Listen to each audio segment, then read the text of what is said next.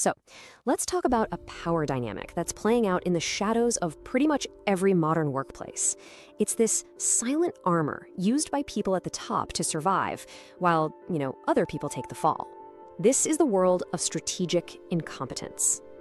Just let that sink in for a second. It flies in the face of everything we're taught about success, right? But in the high-stakes game of corporate power, ignorance isn't always a weakness.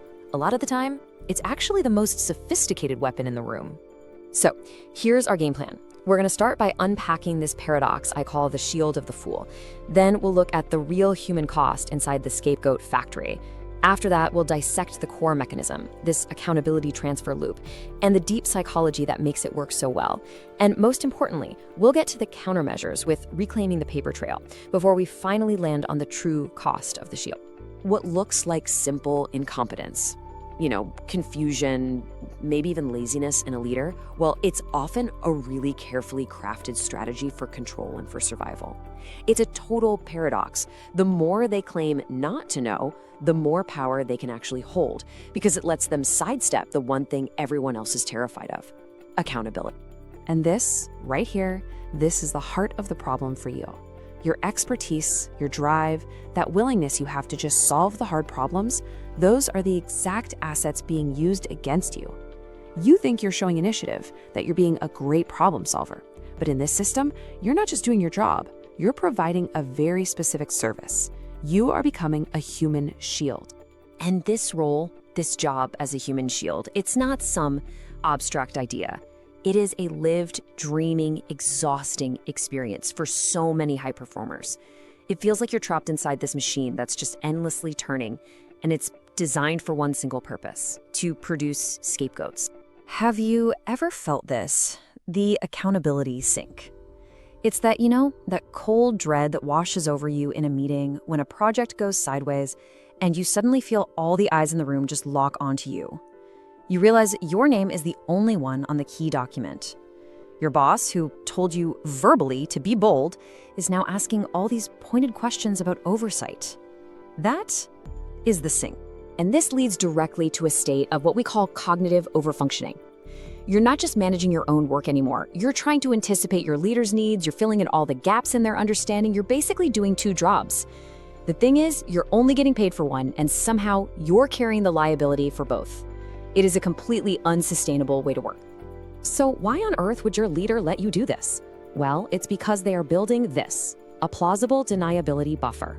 Every single time they say something like, "I'll leave the details to you," or "You're the expert, I trust you," they are adding another layer to their shield. This isn't delegation, not really.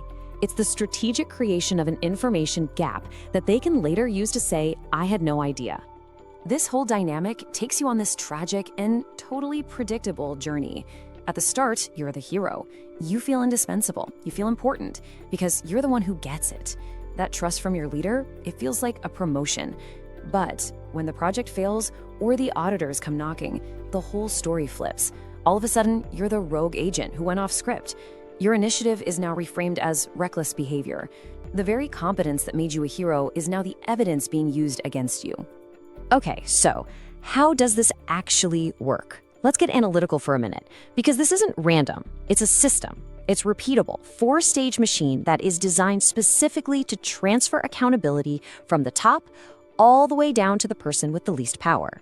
I mean, that's the central question, isn't it? How is risk, which really should belong to the person with the authority, how is it so systematically offloaded onto the person who has the least ability to actually direct the strategy? Well, it happens through a very predictable loop. And here it is. This is the machine, the accountability transfer loop. It has 4 distinct stages: the selective blind spot, the technical defense, the hero trap, and the grand finale, the denial payoff. Let's break down each gear in this thing. Stage 1 kicks off with the selective blind spot. The leader, they stay way up at that 30,000-foot view, especially on projects that are risky or maybe a little ethically gray. You just get these vague verbal instructions. Just get it done. You have my full trust. I'm empowering you to make this happen. What you're not getting is a direct, documented order. They are intentionally clearing a path for their own exit later on. Next up is the technical defense. This is where they play the part of the confused executive, or they pretend to be ignorant about the actual tools of the trade. by saying things like, "Oh, I don't get this new software," or "These numbers are way too in the weeds for me." They avoid ever being on record as having actually looked at the problematic data. They sidestep responsibility for the what by claiming they didn't understand the how. And this is where the trap closes. Stage 3, the hero trap. You're fueled by the leader's so-called trust, so you step into that void. You take pride in being the one person who actually knows what's going on. You take total control of all the details, the data, the execution, and in doing so, you completely unwittingly make yourself the project's single point of failure. If anything goes wrong now, there's only one person to blame. And finally, we get to stage 4, the denial payoff. When the crisis inevitably hits, the leader cashes in on their manufactured ignorance. They deploy that shield they've been building this whole time. They'll say things like, "I was never made aware of those specific details," or "I put my trust in my team and they just failed to execute."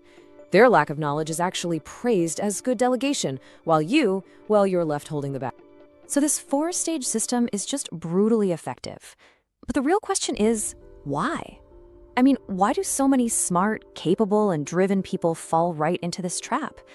It's because the system doesn't just exploit loopholes in an organization.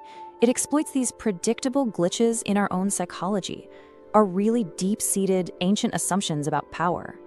I mean, really, why is that confused boss routine so darn effective? Why don't we see it for what it is, a manipulation, right away? The answer lies in a really powerful and deeply ingrained cognitive bias. It's a mental shortcut, and it's called authority bias. See, our brain is basically a pattern matching machine, and it's hardwired for efficiency. For thousands of years, listening to the leader of the tribe was a survival thing. So, when a person in power today claims they don't know something, our brain's default setting isn't suspicion. Its first instinct is to see a genuine knowledge gap that we, the competent one, have to fill to keep things running and prove our value. We mistake a calculated move for a cry for help. This creates a kind of subconscious trade, what social exchange theory would call a hidden transaction. The leader gives you things that feel really valuable: autonomy, status, that amazing psychological reward of being trusted. In return, you give them something far more real, something they desperately need: a professional insurance policy. You're trading your own security for the feeling of importance, and you don't even realize you're taking on all the risk. Okay, so we've diagnosed the system, we've looked at the psychology, now let's talk tactics. How do you defend yourself against this? How do you get your agency back? You have to stop being the hero and start being the auditor. You have to reclaim the paper trail. Your main counter strategy is a tactic called documentary anchoring. Now, this is not about being passive-aggressive and CCing HR on every email. No. It is a precise, professional practice of creating a written record that reattaches a decision to the person who actually made it, especially right after you get one of those vague verbal commands. Here's a perfect example of what that looks like. After your boss tells you to just handle some risky task, you send a calm, factual follow-up email. Something like, "Hi, boss's name. Just to confirm our conversation, you're directing me to proceed with strategy X based on our discussion. Per your direction, I will move forward, noting that you have declined to review the specific compliance metrics in document Y at this time." This simple professional act just pierces right through that plausible deniability buffer. And this tactic is part of a bigger playbook. First, document everything. Verbal agreements on high-risk stuff, they're worthless. Second, call the bluff. If they claim they don't understand the software, offer to teach them in a recorded session. Third, label the gaps. Say clearly in writing, "I cannot proceed until this section is reviewed and approved by you." And finally, mandate oversight. You have to refuse to be the single point of failure. Insist on a documented approval process. When you get right down to it, understanding this whole system, it really forces us to completely reevaluate how we see leadership itself. Because a leader's ignorance is almost never a weakness, or just a simple gap in their knowledge. It's a choice. It's a strategy. And if you take away only one thing, let it be this. When you see this pattern playing out, don't think incompetence. Think strategy. Because real power isn't just about making decisions. It's about controlling who's held responsible for them. And once you see that, the whole system starts to fall apart. So what does all this mean for you personally? It means you have to stop playing the hero. Stop being the shock absorber for a leader who refuses to actually take the wheel. Your job is not to protect them from the consequences of their own choices.